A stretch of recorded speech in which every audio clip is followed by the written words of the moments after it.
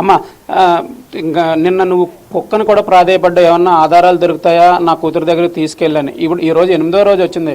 అసలు నీ కూతురు నీ ఒడుగు చేరుకుంటుందనే ఆ నమ్మకం అయితే నీకుందా? పోలీసులు కానీ అధికారులు కానీ ఎవరైనా నీ కూతురు నీ దగ్గర చేరుస్తారని నమ్మకం అయితే? చేర్పిస్తామని చెప్తున్నారు సార్. మాకు మేము అన్ని విధాలుగా ట్రై చేస్తున్నామమ్మా. లాస్ట్కి అది ఏ న్యూస్ అన్నది మీకు చెప్తాము, ఏదోలా మీ పాపని మీకు చేరుస్తాము, లేదంటే ఏదన్నా న్యూస్ అన్నా మీకు చెప్తామని వాళ్ళు ప్రయత్నిస్తున్నారు సార్. ఇప్పుడు ఎవరైనా అత్యాశకు పోయి లేకపోతే ఈ పాపని ఎక్కడైనా అమ్ముదామని తీసుకెళ్ళిపోవడం, లేకపోతే మీ దగ్గర నుంచి ఏదైనా ఆశించి పాపని తీసుకెళ్లారని అటువంటి వాళ్ళు ఎవరైనా అంటే వాళ్ళకి ఏం చెప్తారు అసలు మీరు?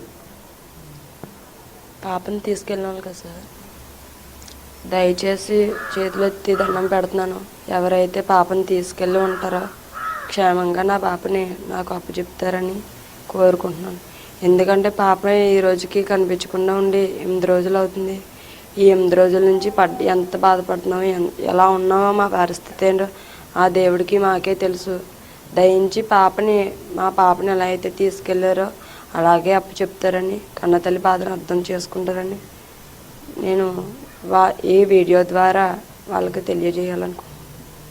పోలీసులు కూడా ఈ పాప ఆచూకీ చెప్తే ₹1,00,000 ఇస్తానని చెప్పారు.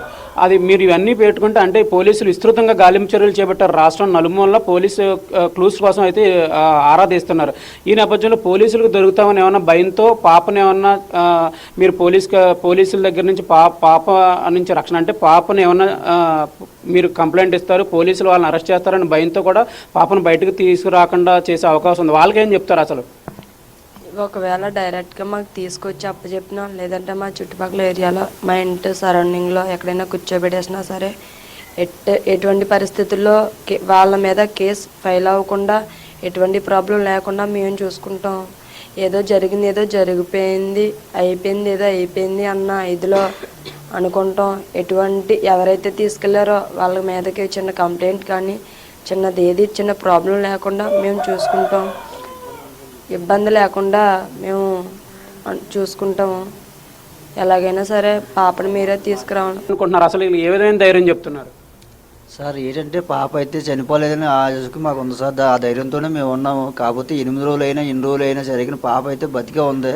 కానీ వాళ్ళు భయపడినా దాని గురించి అప్పచెప్పవచ్చు, లేకపోతే వాళ్ళు భయపడి కానీ ఒకవేళ అప్పచెప్తే అయినా జరుగుతుందని భయపడుతున్నారేమో. కానీ కాకపోతే వాళ్ళు ఏదో పక్కన ఏదో మూల కొంత ఏడుపు వినిపించేలాగా అప్పచెప్పేస్తే సరిపోతుంది. లేదు ధైర్యంగా అప్పచెప్పినా వాళ్ళకి ఎటువంటి ఇబ్బంది లేకుండా పోసి పడితే మేము వాళ్ళకి ఏ బాధ లేకుండా మేము చూసుకుంటాం.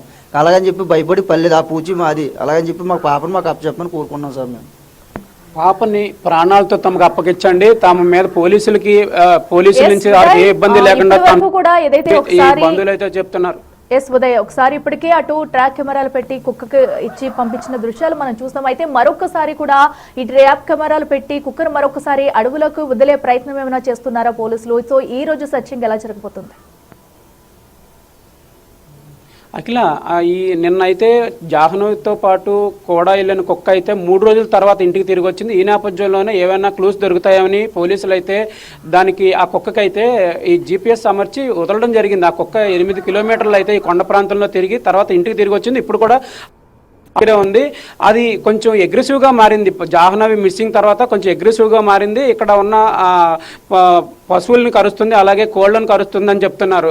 కొంతమందిని ఇక్కడ ఇంట్లో ఉన్న బంధువులను కూడా ఇద్దరు కరిచిందని చెప్తున్నారు. ఈ నేపథ్యంలో దాన్ని తిరిగి అంటే దాన్ని ఫ్రీగానే వదిలేశారు. అది తిరిగి మళ్ళీ ఎక్కడికి వెళ్తుంది అనే దాని మీద దాని ట్రాకింగ్ అయితే పోలీసులు అబ్జర్వ్ చేస్తున్నారు. తిరిగి ఈ రోజు ఎక్కడికి వెళ్తుంది అనేది కూడా పోలీసులు అబ్జర్వ్ చేస్తున్నారు. మొత్తం మీద ఇక్కడ తల్లిదండ్రులు బంధువులు మాత్రం తమ పాపను ఏదైనా ఆశించి ఎవరైనా కిడ్నాప్ చేస్తే వారికి పోలీసుల నుంచి ఎటువంటి ఇబ్బందులు లేకుండా తాము చూసుకుంటాము, చేతులెత్తి ప్రార్థిస్తాము, తమ పాపను తమ ప్రాణాలతో అప్పగించండి, తమ ముందుకు తీసుకొచ్చి అప్పగించలేని పక్షంలో తమ చూసే అంటే తమ దగ్గరలో ఎక్కడైనా వదిలేసి వెళ్ళిపోయినా, పాప ఏడుపు వినిపించేంత దగ్గరలో వదిలేసి వెళ్ళిపోయినా పాపం మేము చూసుకుంటామని వారు చేతులెత్తి ప్రార్థిస్తున్న పరిస్థితి అయితే ఇక్కడ సిహెచ్ అగ్రహారంలో నెలకొంది. అఖిల, రైట్ ఉదయ్, థ్యాంక్ యూ.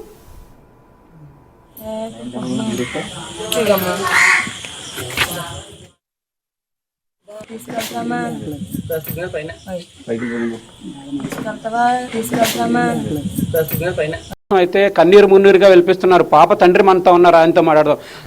ఇప్పుడు మీరు గత 8 రోజుల నుంచి పాప కోసం అయితే పోలీసులను అయితే ప్రాధేయపడుతున్నారు, ప్రజాప్రతినిధులను అయితే ప్రాధేయపడుతున్నారు, పాప ఆచూకీ ఎలాగన్నా కనుక్కోమని. 8 రోజులు గడిచింది. అసలు పోలీసులు ఏం చెప్తున్నారు, మీరు ఏం ఆలోచించుకున్నారు, అసలు ఏం చేద్దాం అనుకుంటున్నారు?